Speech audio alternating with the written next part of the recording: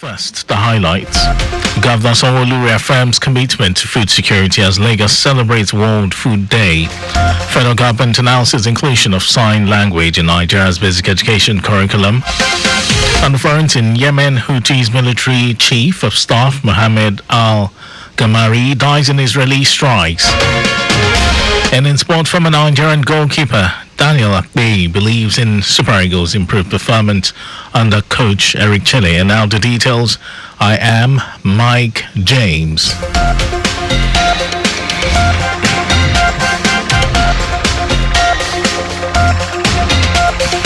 To commemorate 2025 World Food Day, over 6,000 farmers and agro producers have been given access to markets courtesy of the Lagos State government in partnership with British American Tobacco Nigeria Foundation.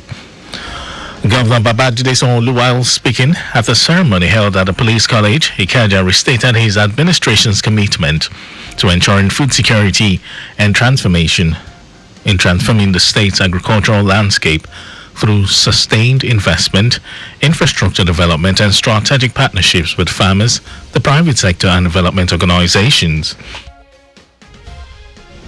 Governor Sanwo-Olu, who was represented by the Secretary to the State Government, Bimbola Salihunde, described farmers as vital contributors to the state's livability and economic resilience and urged all stakeholders to reaffirm their collective resolve to work hand in hand for better food systems and a better future for all. Having recognized the importance of food security, this administration remains deeply committed to ensuring that Lagos remains food secure despite its geographical limitations.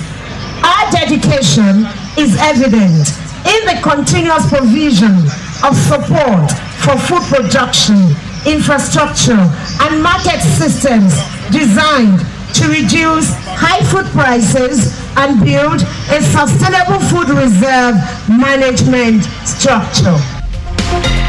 In her welcome address, the Commissioner for Agriculture and Food Systems, Abisola Olusoya, lauded Governor Sanwo-Olu's leadership and expressed appreciation to farmers and sponsors for their commitment to making the day a success. But to our farmers, without you, we won't have any food. Without the farmer, you won't have a doctor. Without the farmer, you won't have a teacher. Without the farmer, you won't have an engineer. You won't have anybody on the face of this earth. And God didn't make a mistake by making this the very first occupation of mankind. In his goodwill message, a member of the board of directors at Baton Foundation, Yarub Al-Barani, reaffirmed the foundation's dedication to rural development and smallholder farmer empowerment, noting that over 300,000 farmers have been empowered in over 2 decades. Our unwavering dedication aligns with multiple SDGs, particularly 1, 2, 6, 8, 10, and 13, reinforcing our mission to reduce poverty and hunger, provide decent work, and promote activities that support sustainable environment. Distinguished guests, when we buy from local farmers, we contribute to the health of our economy and help sustain the livelihoods of those that work tirelessly to put food on our tables. The 2025 World Food Day celebration in Lagos with the theme Hand in Hand for Better Food and Better Future featured discounted sales of farm produce, parade by all clusters of farmers, and award presentation to local government and local council development areas and members of private sector for their contribution to food security in the state. Lagos State Central Business District CBD agency has charged stakeholders within the district to uphold the virtues of Madam Efunroye Tinubu of Lagos Island in the development of their business environment. Special advisor to the governor on Central Business District, Bola Olumegbon Lawal, described Madam Tinubu as a beacon of purposeful and structured commerce, full of resilience, strength, and vision in her business environment while promoting her trade in the state. Olumegbon Lawal stated this during the memorial ceremony themed Echoes of Madame Tinubu, a historical awakening at the popular Tinubu Square, while emphasizing the need to celebrate the legacy of the late industrious woman in whose name the market was named. The CBD boss urged stakeholders to emulate late Efunroye's industriousness. Olumegbonlawa also used the occasion to educate market women, school children, and members of the public on the proper and ideal way to use the marketplace and other properties in the business districts. Edo State government says it has completed or rehabilitated 65 primary healthcare centers across the state. It said this was to reinforce the Governor Monday Okpebholo administration's drive to deliver accessible quality healthcare to every community. The governor said this during a visit by the leadership of a Songba initiative to the government house in Benin City. Okpebholo, who announced the reintroduction of Edo State's languages into the school curriculum across the state, said his administration was committed to preserving the state's rich cultural heritage as well as promoting indigenous knowledge. And now to the rest of the stories. The federal government has announced a new policy to institutionalize the teaching and learning of sign language in all basic education schools across Nigeria as part of efforts to promote inclusive education and ensure that no child is left behind. Executive Secretary of the Universal Basic Education Commission, UBEC, Aisha Garba, made this known during the commemoration of the 2025 International Day of the Girl Child in Abuja, with the event themed Lead a Change, Learn Sign Language Today. Garba said the initiative underscores the government's commitment to inclusion, particularly in the education and empowerment of girls, noting that the administration of President Bola Tinubu recognizes education as the great equalizer, with inclusion as its backbone.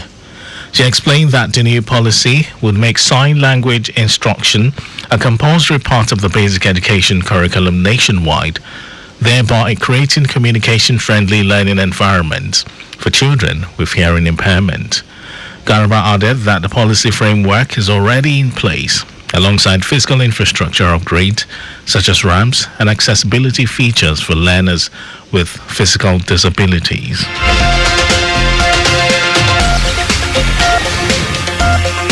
Kano State's drive towards digital transformation has begun to yield tangible results as the Kano State Information Technology Development Agency, KASIDA, secured $50,000 worth of cloud credits for top-performing startups at the recently concluded HEAT Hackathon 2025.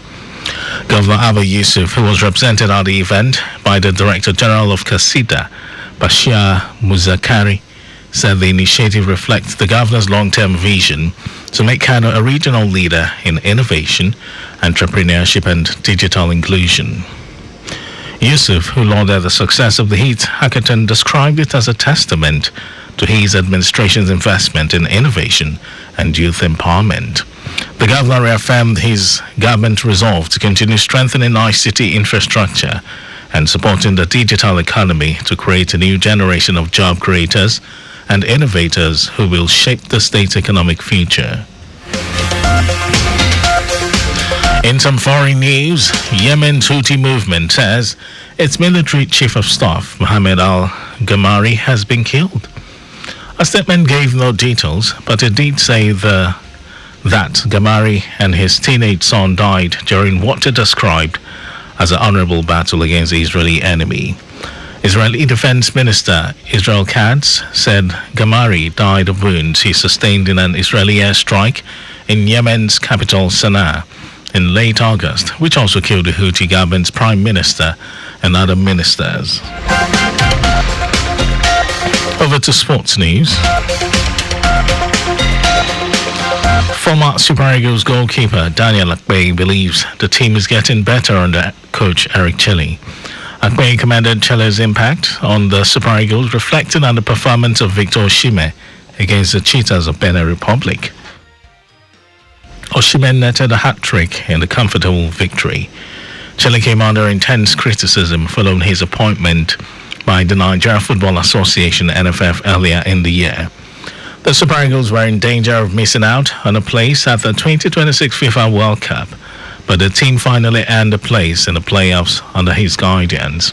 The three-time African champions are also unbeaten under the Malian. And that was our news at noon. Just before we go, Stay alive. Make use of pedestrian bridges where available. You can follow us and like all our various social media platforms: X, Traffic Radio 961, Facebook, Lagos Traffic Radio 96.1 FM, Instagram, Lagos Traffic Radio 961. Subscribe and watch our news and programs on YouTube, Traffic Radio 961. Our website, www.trafficradio961.ng. You can also listen to Lagos Traffic Radio live on my Lagos app for timely updates.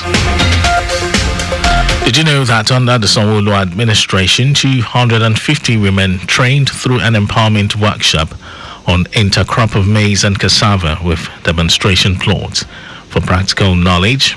Well, you can get more details on the Lagos State Government website. To end the news, here are the highlights of the major stories.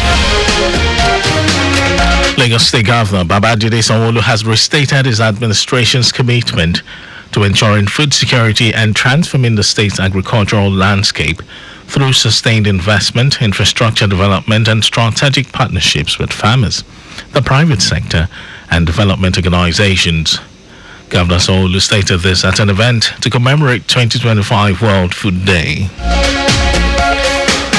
The federal government has announced a new policy to institutionalize the teaching and learning of sign language in all basic education schools across Nigeria as part of efforts to promote inclusive education and ensure that no child is left behind.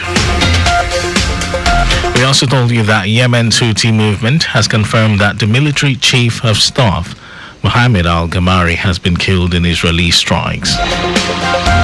And in sports, former Super Eagles goalkeeper Daniel Akpeyi said the team is getting better under coach Eric Chilly. And for contacts with the newsroom, send a message to info@trafficradio961.ng. That ends the news broadcast. It was compiled by Coyote Mafalashiri. Thank you, Lagos, for listening. My name is Mike James. Good afternoon to you.